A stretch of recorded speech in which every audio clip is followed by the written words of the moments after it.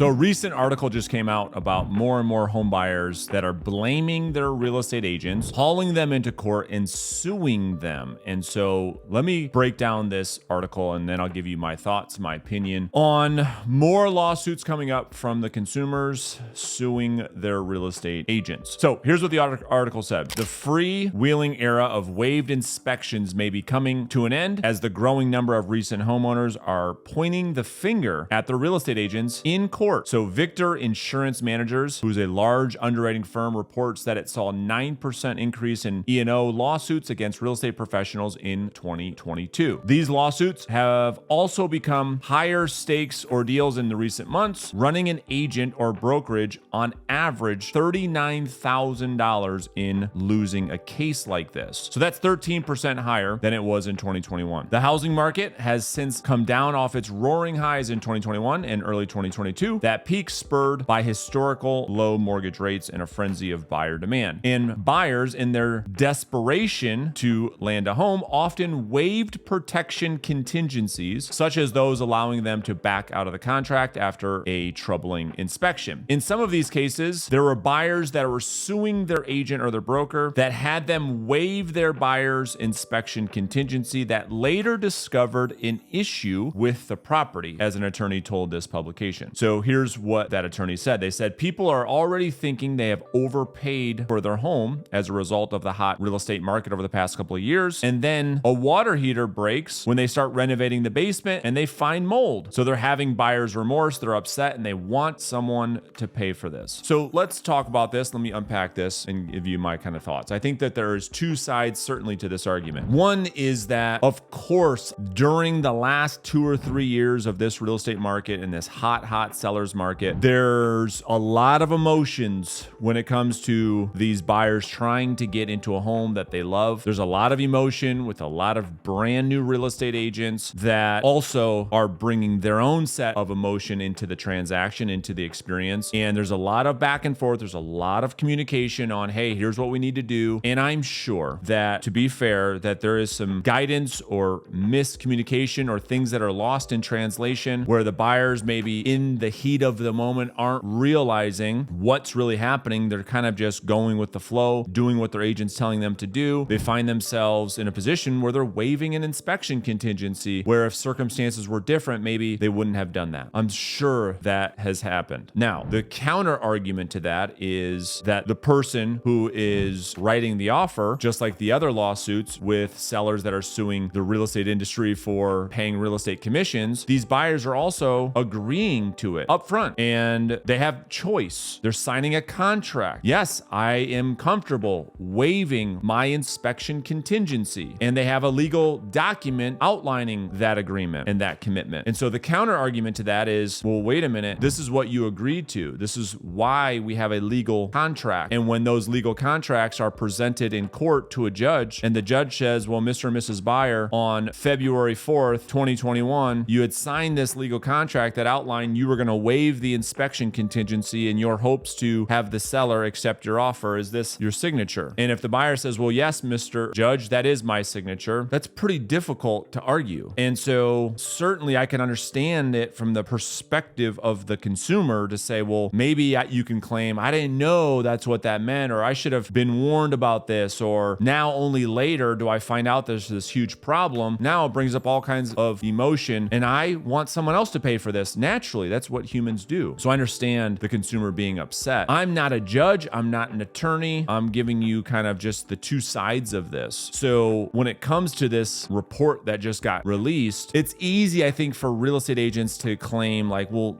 this is what I said, that you've got options. Hey, we can go in there if you feel comfortable. We can waive the inspection contingency. That's one way we can make maybe your offer more appealing to the seller if that's something you're comfortable with. And a lot of buyers will say, yeah, it's fine. Let's do it. I'm not concerned. Well, that decision comes with risk. It comes with downside. It comes with, listen, if we don't do due diligence on this property, there could be something that we don't know about. Are you comfortable taking on that risk? And the buyer says, well, yes, I am. And they sign off on a waiver. They sign a contract saying, I'm comfortable with this. I want this house. I will take the downside risk with that if it means that I'm going to get the house. Again, the opposite or the opposing argument to that is if conversations like that aren't being had with the buyer and the buyer isn't getting that consultation the way that I just outlined in that role play, then I think that there is absolute merit in the consumer being upset and taking these agents to court and the potential for a lawsuit. Because if I'm a consumer and I'm taking the consulting of my real estate agent who says, hey, here's what we need to do to get this property, and things are moving so fast as they do in a multiple offer situation in this crazy seller's market, and it wasn't explained to me what it means to waive all these different contingencies, and it's kind of like just sign here, sign here, sign here, sign here. Hurry up, you got to get me this contract. I got to get this thing submitted. Just sign, just sign, just sign, just sign, just sign. And it's like this rushed process. The argument could be made that,